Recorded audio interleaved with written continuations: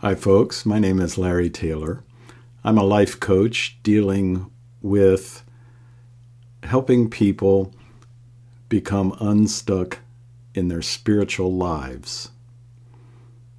This is the third short video in this series. We began with a metaphor about being stuck, a hiker who's stuck in the mud, who is able to get herself out of the mud and get the mud cleaned off and move on down the path, and then join a rescue team to help others who get in similar difficulty.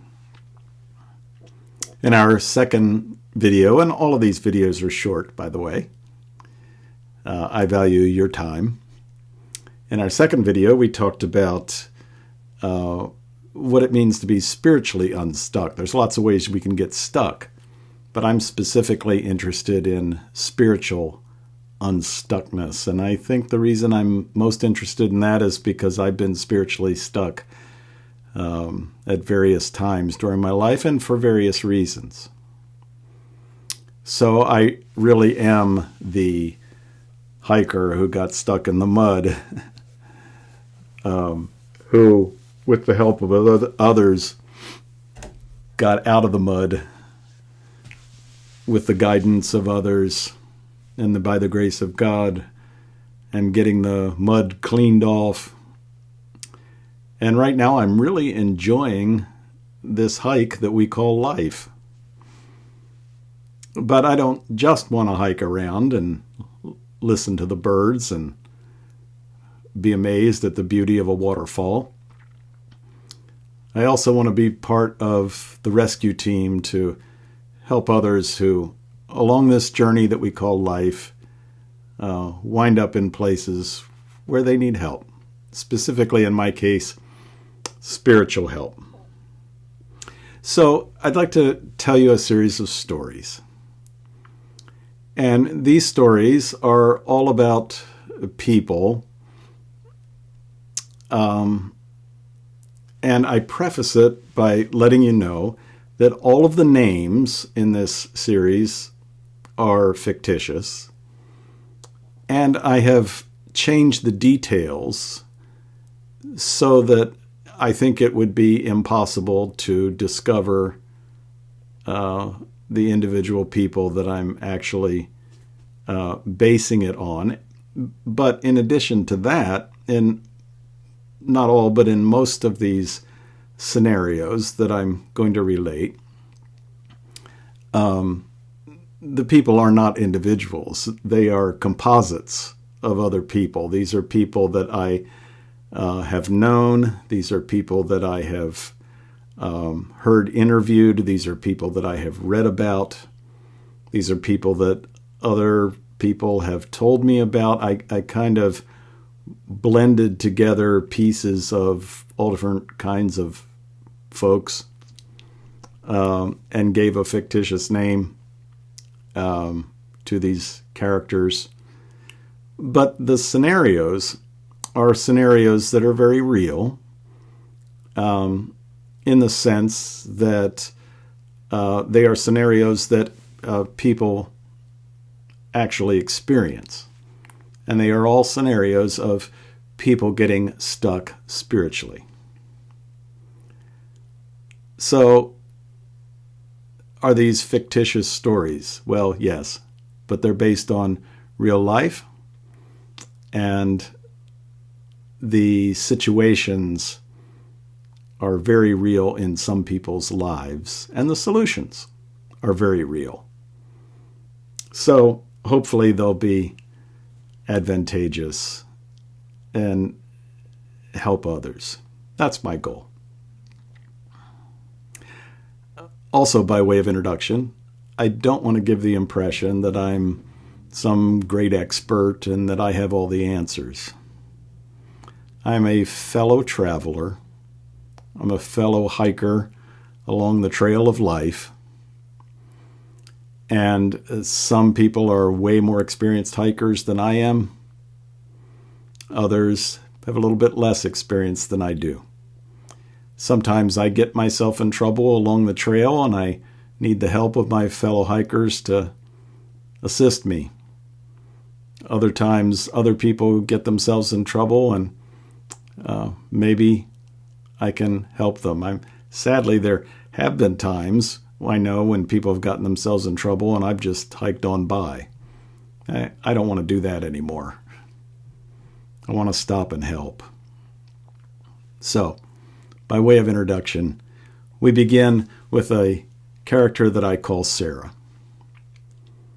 And in this composite story, Sarah is a geneticist, a brilliant woman, in her 40s probably, let's say, raised in a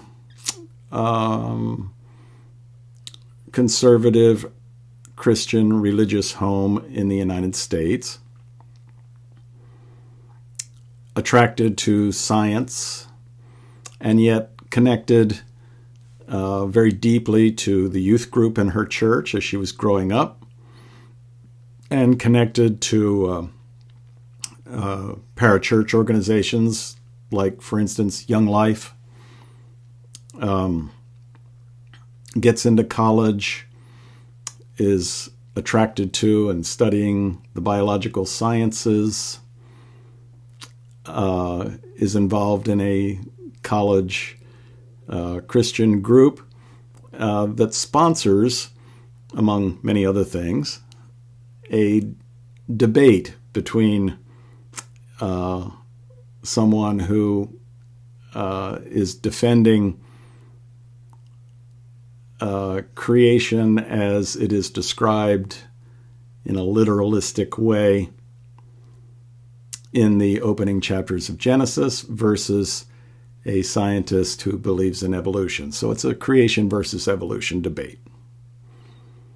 And the debate is framed by the creationist in terms of this is essential because if we reject this, then we have rejected what the Bible says. And if we reject what the opening chapters of the Bible says, then we might as well reject the whole Bible. And then our entire faith system falls apart.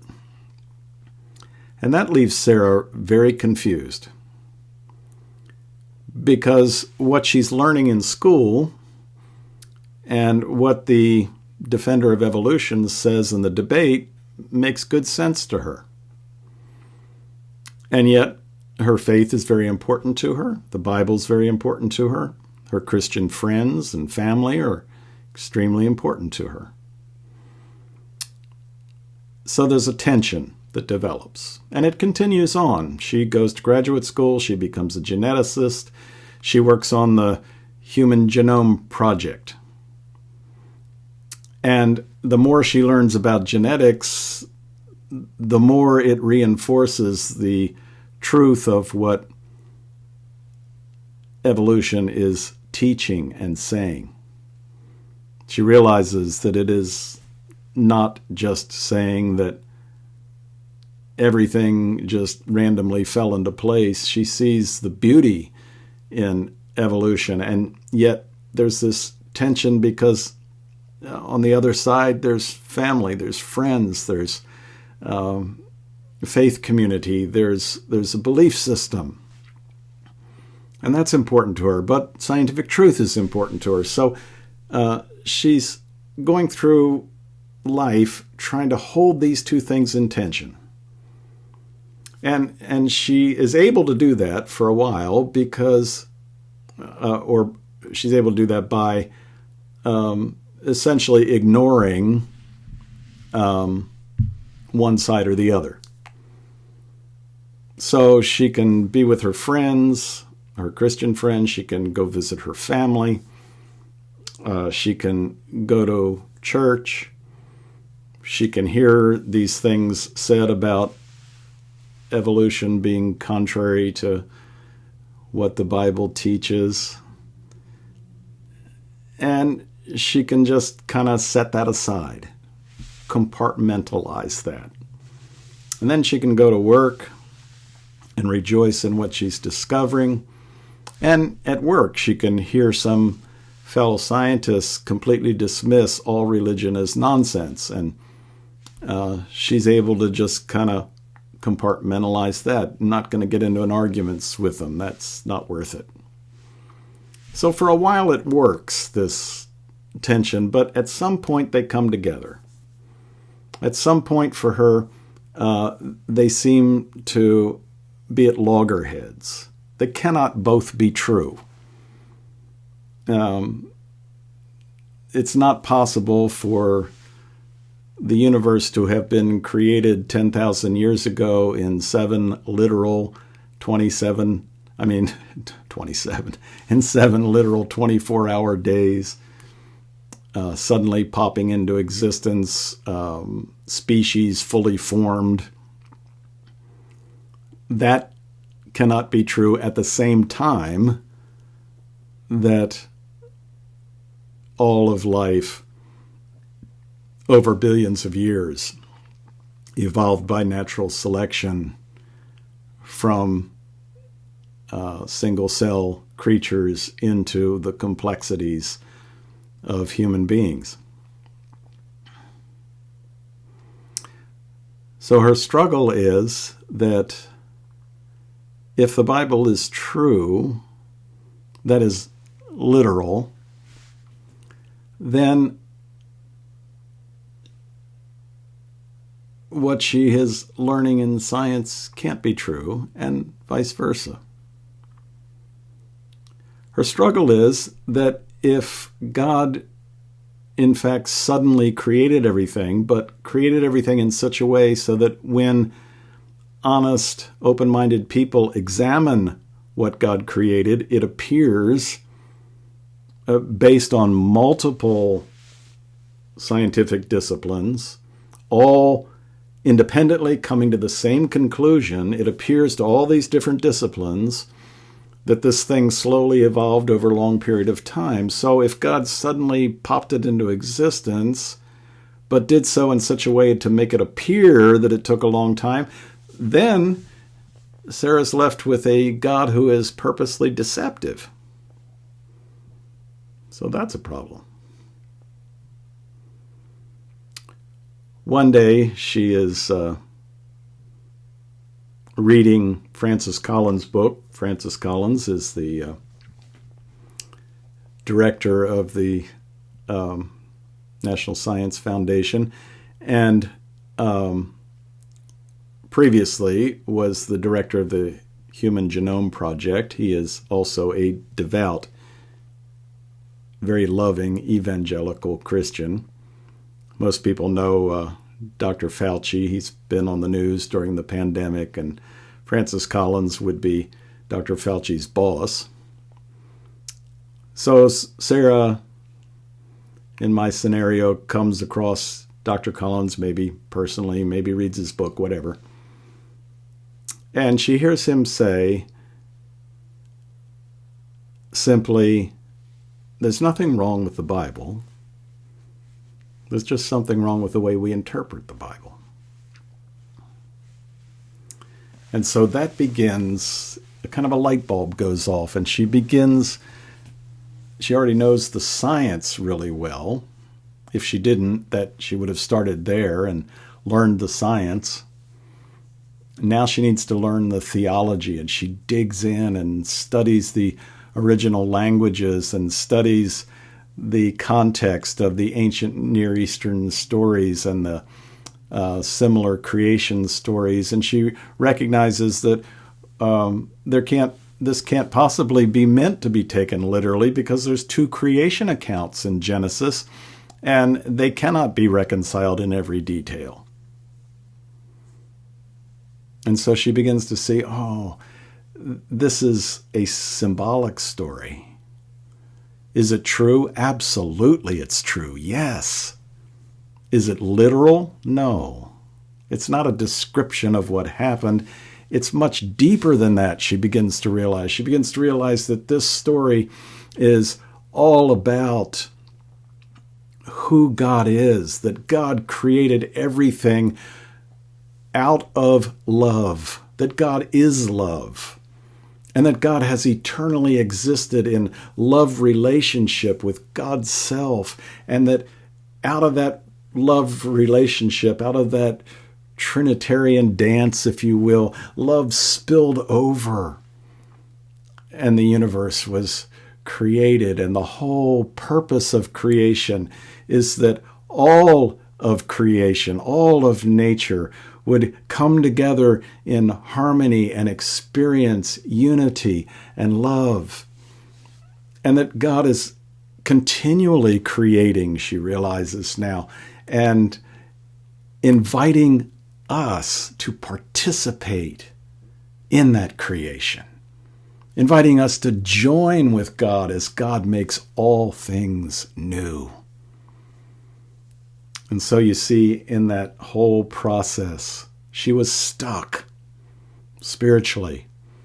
Two conflicting opinions, two groups of people. I like them both. I care about them both, but they can't be reconciled because they believe completely different things, mutually exclusive things. She was stuck, but she got unstuck. She got unstuck by knowing the science and knowing the theology.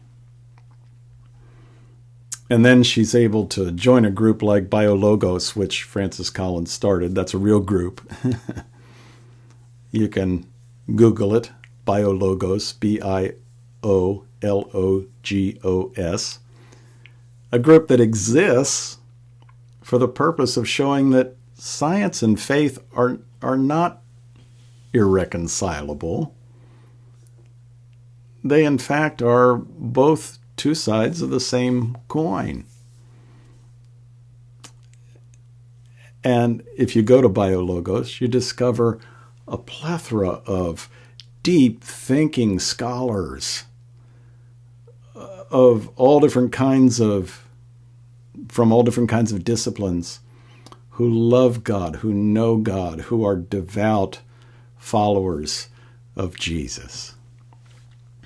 And so in my story there, Sarah gets herself unstuck. She gets rid of that which was holding her back, the false things that were clinging to her. From the science side, the false belief that you can't believe in science and be religious. From the religious side, the false belief that you can't be religious and embrace science. She gets rid of the mud, and now enlightened and feeling lighter, she's able to advance on this journey with love and love her Christian family and friends and love her scientific family and friends. And then she joins a rescue squad. She gets involved with BioLogos in order to help others who have a similar situation. So there's an example of being spiritually stuck and getting spiritually unstuck. I'll give you another one in the next video. Thanks for joining me.